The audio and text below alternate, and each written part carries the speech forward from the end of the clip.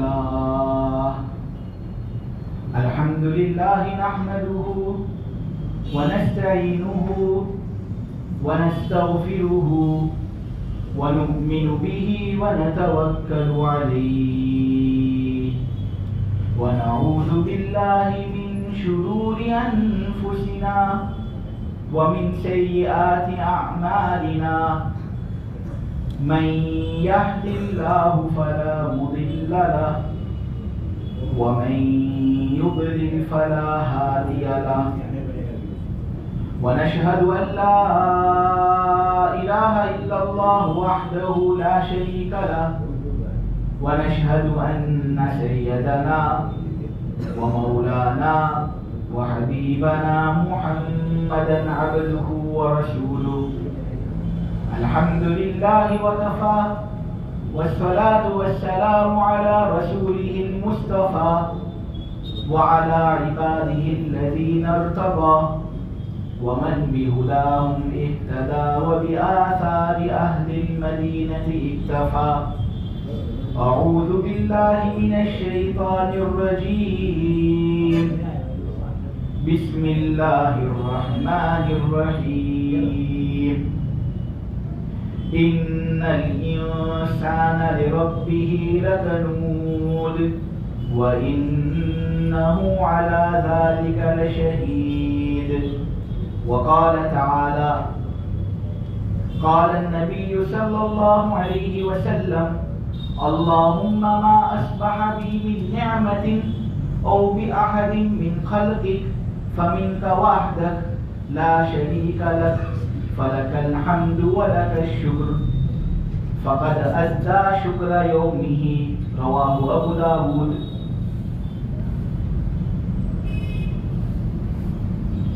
سورہ عادیات والعادیات ضبحا فالموریات قدحا، اس کے اندر اللہ تبارک و تعالی نے گھوڑوں کی قسمیں کھائی کہ میں قسم کھاتا ہوں گھوڑوں کی، اور قسم کھا کر اللہ نے یہ بات بتائی ہے کہ اے انسان تو اپنے پروردگار کا بڑا ناشکر ہے۔ سب سے پہلا سوال تو یہ پیدا ہوتا ہے کہ انسان کی ناشکری کو ثابت کرنے کے لیے گھوڑوں کی قسم کیوں کھائے گی؟ وجہ اس کی یہ ہے کہ گھوڑا اپنے مالک کا بڑا وفادار ہوتا ہے۔ اس کا مالک اگرچہ اس کا حقیقی مالک نہیں، اگرچہ اس کا پیدا کرنے والا نہیں، اگرچہ اس کا بنانے والا نہیں، مانوی طور پر اس کو اس گھوڑے پر ملکیت حاصل ہے، لیکن پھر بھی مالک کے اشارے سے وہ گھوڑا دشمنوں کے جم گھٹوں کے بیچوں بیچ گھس جائے گا۔ اس مالک کے لیے وہ گھوڑا ہانپ ہانپ کر دوڑے گا۔ میرا عزیزو، وہ گھوڑا مالک کے اشارے سے اپنی جان دینے کے لیے تیار ہو جائے گا، حالانکہ مالک کا اس کے ساتھ جو سلوک ہوتا ہے وہ ایک ادنا سلوک ہوتا ہے، گھاس پھوس کھلا دیتا ہے، پانی پلا دیتا ہے، لیکن پھر بھی دیکھو اپنے مالک کے اشارے سے جان دینے کے لیے تیار ہو جاتا ہے۔ اللہ سورہ عادیات کے اندر یہ بات کہنا چاہتے ہیں کہ میرے بندے، وہ جب اس کے ساتھ ادنا حسن سلوک کرتا ہے اور وہ اس کا اتنا زیادہ وفادار ہو جاتا ہے، تو میں نے تو تیرے ساتھ کتنا اعلیٰ حسن سلوک کیا ہے۔ تو ذرا اپنے آپ کو آئینے کے اندر تو دیکھ، تیرا سر بالکل آسمان کی طرح ہے بلند ہونے میں، تیرے خیالات بالکل ستاروں کی طرح بے شمار ہونے میں، تیرے منہ کے اندر میٹھا پانی، تیرے پیتے کے اندر کڑوا پانی، تیرے پسینے کے اندر نمکین پانی، تیرے آنسوؤں کے اندر نمکین پانی۔ تیری آنکھ تو میں نے ایسی بنائی کہ آدم علیہ السلام کے زمانے سے لے کر آج تک یہ آنکھ ایک ایسی نعمت ہے کہ 1 کروڑ رنگوں کا تعین کر سکتی ہے۔ حالانکہ ابھی 100-200 سال ہوئے میرے عزیزوں کہ ایک کیمرہ ایسا ایجاد ہوا ہے جو رنگوں کا کچھ تعین کر سکتا ہے، ورنہ پہلے کے زمانے کے اندر کیمرہ بھی بلیک اینڈ وائٹ ہوتے تھے، کالا رنگ بتا سکتے تھے، گھوڑا رنگ بتا سکتے تھے۔ میرے پروردگار نے ہمیں یہ آنکھ دی ہے، آدم علیہ السلام کے زمانے سے لے کر یہ آنکھ ایسی ہے کہ 1 کروڑ رنگوں کا تعین کر سکتی ہے۔ دن کے اندر 14,000 سے لے کر 19,000 تک یہ آنکھیں ایک دن کے اندر جھپکیاں مارتی ہیں. کیوں معلوم ہے؟ وجہ اس کی یہ ہے کہ اگر یہ جھپکیاں نہ مارے نے تو ادنا سے ادنا کچرا بھی اگر آنکھ کے اندر گھس جائے گا نہیں تو دیکھنے کے اندر تکلیف ہوگی، بینائی ختم ہو سکتی ہے. میرے پروردگار نے یہ نظام رکھا ہے کہ آدمی ایک دن کے اندر 14,000 سے لے کر 19,000 مرتبہ تک جھپکیاں مارتا ہے، اس لیے تاکہ اس کی آنکھ خراب نہ ہو. ہمیں اس کا احساس بھی نہیں ہوتا. یہ اللہ کا کتنا بڑا فضل ہے ہم پر. میرے عزیزو، یہ آنکھ جو ہے اس کے اندر میگا پکسل 574 ہے.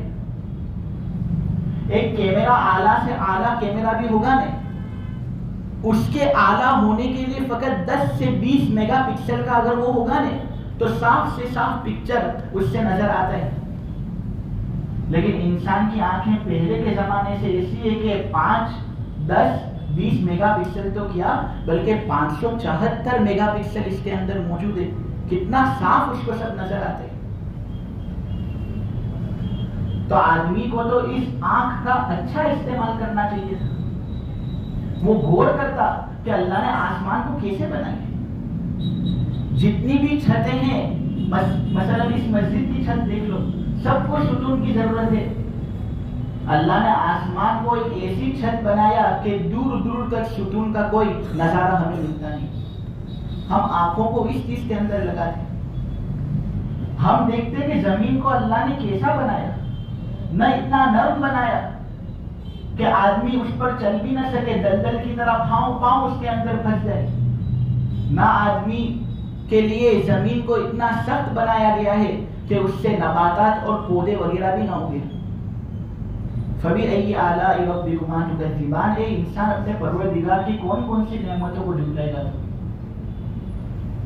آدمی یہ سمجھتا ہے کہ ناک کے ذریعے سے فقط وہ سونگھتا ہے، حالانکہ ناک سونگنے کا کام تو دیتا ہے، ساتھ ساتھ سب سے اچھا ایئر فلٹر اگر کوئی ہو تو وہ یہ ناک ہے. صاف ہوا اندر لیتا ہے، گندی ہوا باہر نکالتا ہے. یہ اسی ناک کے ذریعے سے تو بنتا ہے. اے انسان، تو اپنے پروردگار کی کون کون سی نعمتوں کو جھٹلائے گا؟ سب سے بڑی ناشکری اللہ تبارک و تعالیٰ کی یہی ہے کہ آدمی گناہ کرے. اللہ نے جن اعضاء ہمیں دیے ہیں، ہم ان اعضاء کا غلط استعمال کریں. ارے انسان کا دماغ تو ایسا ہے کہ دنیا کا کوئی کمپیوٹر اس کا تقابل کر نہیں سکتا. انسان کی آنکھیں ایسی کہ دنیا کا کوئی کیمرہ اس کا تقابل کر نہیں سکتا. انسان کا چہرہ اللہ نے کیسا زبردست بنایا، کیسا خوبصورت لگتا ہے. وہ اگر ناک اوپر ہوتی، منہ اوپر ہوتا، پیر ہاتھ کی جگہ پر ہوتے، ہاتھ پیر کی جگہ پر ہوتے، کتنا بدتر اور کتنا بدسلوک آدمی لگتا. لیکن یہ اللہ کا فضل ہے. ہم سانپ کو رینگ کر چلنا پڑتا ہے میرے عزیزوں. رینگ کر وہ یہاں سے وہاں ہوتا ہے، اس کا جو چہرہ ہے وہ زمین سے گھسٹتا ہوا ہوتا ہے اور وہ اس طرح چلتا ہے. اللہ تبارک و تعالیٰ نے ہمارا سر بلند کیا. یہ اللہ کا فضل ہے. ہمیں چاہیے کہ ہم ان آنکھوں کا اچھا استعمال کریں. مکارم الاخلاق کے اندر ہے کہ نبی پاک صلی اللہ علیہ وسلم نے یہ بات کہی کہ جو نیک اور فرما بردار اولاد اپنے والدین کو محبت کی نگاہ سے دیکھتا ہے، اس کو اس ایک نگاہ پر ایک حج مبرور کا ثواب نصیب ہوتا ہے. صحابہ جوش کے اندر آتے ہیں کہ یہ اللہ کے رسول صلی اللہ علیہ وسلم، ایک مرتبہ فقط محبت کی نظر سے والدین کو دیکھ لینے پر ایک حج مبرور کا ثواب.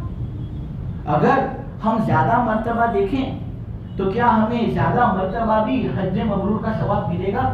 نبی پاک صلی اللہ علیہ وسلم نے کہا دن میں 100 مرتبہ بھی اگر تم والدین کو محبت کی نگاہ سے دیکھو گے، خدا کی قسم 100 مرتبہ حج مبرور کا ثواب ملے گا.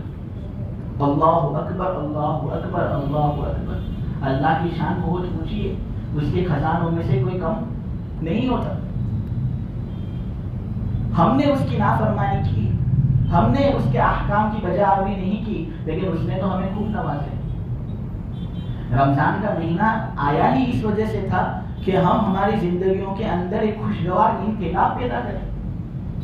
اگر پھر رمضان کے مہینے کے اندر تو وہ عبادتیں ہوتی ہے اور پھر عید پر وہ عبادتیں چھوٹ جاتی ہے تو ہم سے زیادہ ناشکرا کون ہو سکتا ہے؟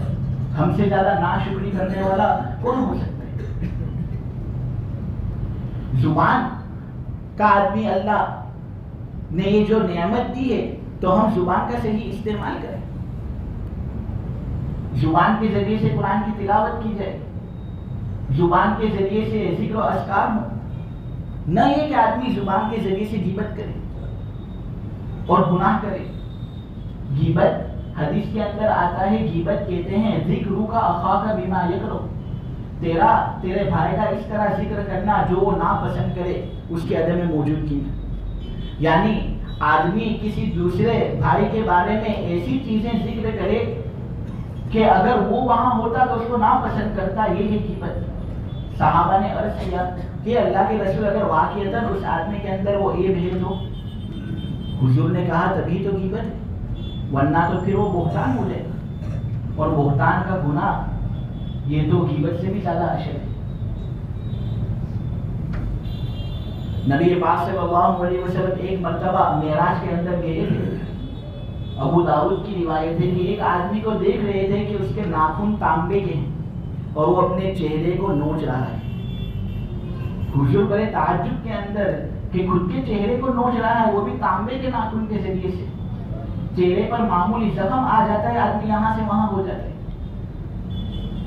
جبرائیل سے پوچھا کون ہے یہ ہے وہ آدمی. جبرائیل نے کہا جو اپنے بھائیوں کا گوشت کھایا کرتا ہے, یعنی غیبت کرنے والا. غیبت کرنے والا در حقیقت وہ ہوتا ہے جو اپنے بھائیوں کا گوشت کھاتا ہے. نبی پاک صلی اللہ علیہ وسلم نے ایک مرتبہ صحابہ کے مجمع کے اندر یہ بات کہی تھی. ابو داؤد کی روایت ہے کہ لوگوں غیبتیں مت کرو, تم دودھ کے دھلے ہوئے نہیں ہو, تمہارے بھی عیب بہت زیادہ ہے. تم لوگوں کے عیب بیان کرتے ہو, تمہارے بھی عیب ہیں. کوئی آدمی تمہارے عیب بھی بیان کر سکتا ہے, اس لیے غیبت مت کرو. غیبت کرو گے میں تو اللہ تمہارے عیب کو ظاہر کر دے گا. گھر کے اندر بیٹھے ہوگے تب بھی اللہ گھر کے اندر تمہیں ذلیل کرے گا. نبی پاک صلی اللہ علیہ وسلم کے یہ فرمودات ہیں. ہاں لیکن کچھ صورتیں ایسی ہیں کہ ان کی صورت تو غیبت جیسی ہے لیکن ان پر غیبت کا اطلاق نہیں ہوتا, یعنی وہ کرنا جائز ہوتا ہے. مثلا اگر کوئی آدمی مشورہ تم سے طلب کرے فلاں آدمی کے بارے میں کہ یہ آدمی کیسا ہے, اس کے ساتھ مجھے اپنی لڑکی کا رشتہ کرنا ہے, تو پھر مشورہ جس سے مانگا جاوے نا وہ ایک بیان کر سکتا ہے, اس کو غیبت نہیں کہتا. آدمی پھر اس صورت میں کوئی ایک بیان نہ کرے اور یہ سمجھے کہ یہ تو غیبت ہو جائے گی, یہ غلط ہے. اس میں پھر تقاضا یہی ہے کہ آدمی اس کے ایک بیان کرے تاکہ اچھے طریقے سے مشورہ دیا جا سکے. ابو سفیان رحمت اللہ علیہ کی بیوی حضرت ہندہ رضی اللہ تعالی عنہ نبی پاک صلی اللہ علیہ وسلم کے پاس آئی. جب نبی پاک صلی اللہ علیہ وسلم کے پاس وہ آئی تو انہوں نے نبی پاک صلی اللہ علیہ وسلم سے کہا کہ میرا شوہر ابو سفیان یہ پیسے مجھ پر خرچ ہی نہیں کرتا. ایک بیوی کو جو شوہر کی طرف سے نان نفقہ ملتا ہے وہ مجھے میرے اعتبار اور میری شخصیت کے اعتبار سے مجھے ملتا نہیں. اب میں کیا اس کی اجازت کے بغیر اس سے لے سکتی ہوں؟ نبی پاک صلی اللہ علیہ وسلم نے کہا کہ جب وہ تجھے خرچہ دے ہی نہیں رہا تو اس کی اجازت سے لے سکتے, کوئی حرج نہیں. تو میرے کہنے کا مقصد اس واقعے سے یہ تھا کہ دیکھو یہاں پر ہندا نے ابو سفیان کا ایک بیان کیا نبی پاک صلی اللہ علیہ وسلم کے سامنے. کیوں؟ مسئلہ دریافت کرنے کے لیے, مسئلہ معلوم کرنے کے لیے. معلوم ہوا اگر مسئلہ معلوم کیا جا رہا ہو کسی عالم مفتی کے پاس اور وہ مسئلہ جاننے کے اندر اندر ہی کوئی ایک بیان کر دے تو اس میں کوئی حرج نہیں, اس کو غیبت نہیں کہتے. حضرت فاطمہ بنت قیس کو طلاق ہو گئی تھی, رشتے آ رہے تھے ان کے پاس. وہ آتی ہے نبی پاک صلی اللہ علیہ وسلم کے پاس مشورہ لینے کے لیے اور کہتی ہے کہ حضرت معاویہ نے مجھے نکاح کا پیغام دیا ہے, میں کیا کروں, قبول کروں؟ نبی پاک صلی اللہ علیہ وسلم نے کہا معاویہ فسعلوہ, وہ تو کنگال آدمی ہے, لا مال لہ, اس کے پاس کوئی مال نہیں. دیکھو اب کوئی آدمی یہ قصہ پڑھے گا دیکھے گا تو اس کو لگے گی یہ بات کہ نبی پاک صلی اللہ علیہ وسلم غیبت کرتے, حالانکہ یہ غیبت نہیں ہے, مشورہ لینے کے لیے وہ آئی. पूरी जिंदगी की बात है। इसलिए नबी ने जो एक मुनासिब समझा वो हुजूर ने बयान कर दिया कि ये तो कंगाल आदमी, इसके पास कोई माल नहीं, इससे इसके साथ निकाह मत कर। फिर उसने कहा कि अबू जहम ने मुझे निकाह का पैगाम दिया है, मैं उसके साथ निकाह कर लूं? तो हुजूर ने कहा फसर्राबुन लिन्निसा, वो तो औरतों को मारता है, उसके साथ निकाह मत कर। मेरे पास एक लड़का है उसामा, उसके साथ तू निकाह कर ले, वो इंशाल्लाह तुझे खुश रखेगा। खैर, इस वाक़ये को बयान करने का मकसद यही था कि देखो हुजूर ने एक बयान किए। क्यों हुजूर ने एक बयान किए? इसलिए कि हुजूर से मशवरा लिया जाता था, और जब मशवरा लिया जाए तो फिर आदमी एक बयान कर सकता है, उसको गिबत नहीं की। तो बात तो ये चल रही थी कि आदमी पर अल्लाह तबारक व तआला के एहसानात हैं, इनामात हैं। हमें चाहिए कि हम उन एहसानात पर अल्लाह का शुक्र अदा करें, न ये कि हम जुबान का गलत इस्तेमाल करके गिबत करें, आंख का गलत इस्तेमाल करके बदनजरी करें। अल्लाह का शुक्र अदा करने का एक तरीका ये कि खूब अल्लाह का जिक्र किया जाए, अल्लाह के जिक्र में बरकत है। तिरमिज़ी की रिवायत है मेरे अजीजों कि नबी पाक सल्लल्लाहु अलैहि वसल्लम ने कहा कि जो आदमी सुबह को, जो आदमी शाम को 100 मरतबा सुबहान अल्लाह पढ़ता है, सुबह को 100 मरतबा, शाम को 100 मरतबा, तो ये फकत 100 मरतबा सुबह को, फकत 100 मरतबा शाम को पढ़ लेने पर उसको हज करने का, यानी 100 हज करने का सवाब मिलता है।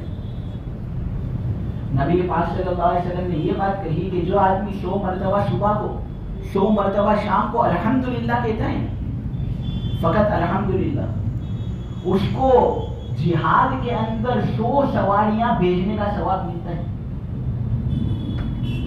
जो आदमी सुबह को, जो आदमी शाम को 100 मरतबा ला इलाहा इल्लल्लाह पढ़ता है ना, सुबह को 100 मरतबा, शाम को 100 मरतबा, इस पर नबी पाक सल्लल्लाहु अलैहि वसल्लम ने कहा कि इस्माइल अलैहिस्सलाम की औलाद में से 100 औलाद को आज़ाद करने का सवाब उसको मिलता है। मेरे अजीज़ों, कितना सस्ता शोध है। क्यों हम ना जिक्र करें और अल्लाह तबारक व तआला का कुर्ब हासिल करें। ये जो दुनिया हमें मिली, ये जो जिंदगी हमें मिली है, बड़ी मुख्तसर जिंदगी। मुफ्ती मोहम्मद शफी साहब मारिफुल कुरान के अंदर लिखते हैं कि सरमाया जो आदमी का होता है ना, वो 2 तरह का होता है। एक सरमाया मुंजमिद होता है कि तुम उसको इस्तेमाल नहीं करोगे तो वो तुम्हारे पास रहेगा। न एक सरमाया होता है सयाल, कि अगर तुम उसको इस्तेमाल करोगे तब भी वो चला जाएगा, इस्तेमाल नहीं करोगे तब भी वो चला जाएगा।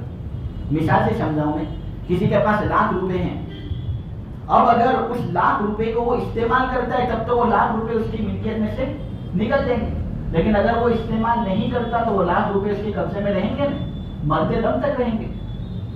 ये है मुंजमिद सरमाया। एक सरमाया होता है सयाल सरमाया, कि आदमी उसको इस्तेमाल करेगा तब तो चला जाएगा, लेकिन अगर बाकी भी रखता है अपने पास तब भी चला जाएगा। जैसे बर्फ, आदमी बर्फ बेचता हो फ्रिज के बगैर, तो अगर वो उसको बेच देता है तब तो वो चला गया, लेकिन अगर बाकी रखता है तो वो भी खत्म हो जाएगा, पिघल पिघल कर खत्म हो जाएगा।